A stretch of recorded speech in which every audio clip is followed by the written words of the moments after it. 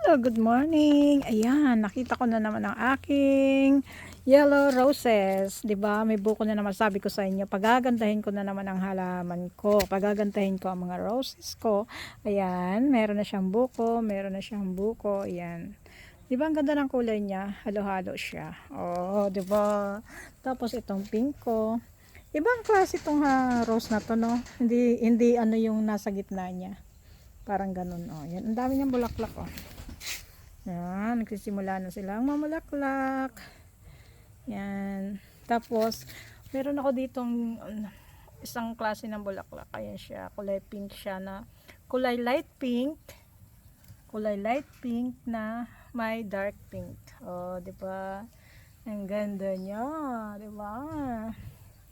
Basta maganda itong dilaw na 'to. Ito ilang puno to, 3 puno to, pero isa na lang yung natira sa akin kasi nung nag-holiday ako namatay siya. Yan, namatay siya noon, pero ang ganda niya, promise.